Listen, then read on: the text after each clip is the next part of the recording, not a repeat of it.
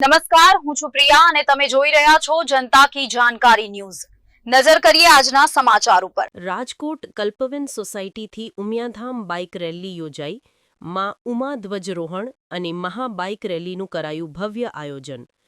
કોટડા સાંગાણી તાલુકાના શાપર વેરાવળ નજીકના કલ્પવન સોસાયટીથી કડવા પાટીદાર સમાજ દ્વારા ભવ્ય રીતે બાઇક રેલીનું આયોજન કરવામાં આવેલ હતું, જેમાં 450થી વધુ બાઇક સવારોએ ઉપસ્થિત રહી કલ્પવન સોસાયટીથી સરદારીધાર ગુંદાસરાવાડી વિસ્તારમાં આવેલ ઉમિયા માતાજી મંદિર સુધી રેલી યોજાઈ હતી, જેમાં સાંજે માતાજીની ધ્વજારોહણ કરાયું હતું તેમજ સામૂહિકમાં મહાસંધ્યા આરતી યોજાઈ હતી તેમજ આવતા વર્ષે આયોજનને લઈ વિસ્તૃત ચર્ચા કરવામાં આવેલ હતી અને સાંજે સામૂહિકમાં મહાપ્રસાદ સહિતના આયોજન કરવામાં આવેલ હતા, જેમાં કડવા પાટીદાર સમાજના આગેવાનો, સામાજિક કાર્યકરો, સ્નેહીજનો તેમજ મહિલાઓ મોટી સંખ્યામાં જોડાયા હતા।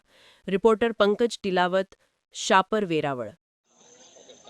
જય ઉમિયાજી। અમે બધા કલ્પવનથી ગુંદાસરા ઉમિયા માતાના મંદિર સુધી બાઇક રેલીમાં જ્યારે 250 જેટલી બાઇકમાં ભાગ લીધો છે બધા પાટીદારો, અને અમે બધા ત્યાં ઘાસ ગરબા અને આરતીનો બધો લાવો લીધો છે। માતાજીની આરતી કરી, અત્યારે પ્રસાદી અને રાસથી બહુ બધાને આનંદ થયો છે અને 3 વર્ષથી અમે આ બાઇક રેલીનું આયોજન કરે છે, તો બધાને બહુ ખૂબ આનંદ થાય છે અને બહુ બધા સંખ્યામાં પબ્લિક ભેગા થાય છે। આપણે પાટીદારના બધા ભાઈઓ બહેનો બધા બહુ લાભ લે છે અને હું એમ કહું છું કે માતાજીની દયાથી દર વર્ષે આવો લાવો બધાને મળે અને જેમ બને એમ બોડા પ્રમાણમાં પાટીદાર સમાજ આપણો એકઠો થઈને અહીંયા માતાજીની ધજારોહણનો પ્રોગ્રામ જોઈએ। આપણે આયોજન કરેલું છે, તો જય ઉમિયાજી।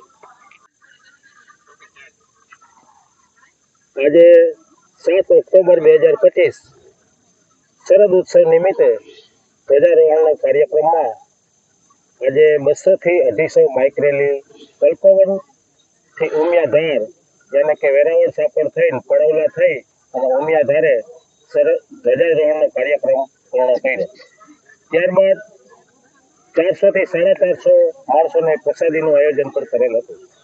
પ્રસાદી લીધા બાદ ત્યારબાદ પોતપોતાની ઘરે જશે અને આ વર્ષે અમારી 3જી બાઇક રેલી છે અને દર વર્ષે શરદ ઉત્સવના કાર્યક્રમ નિમિત્તે બાઇક રેલી યોજાશે, પ્રસાદીનું પણ આયોજન થશે અને વાજતે ગાજતે બેન્ડ વાજા સહિત આ કાર્યક્રમમાં બધા 200 થી 250 બાઇક રેલી જોડાય તે બધાનો ખૂબ ખૂબ અભિનંદન।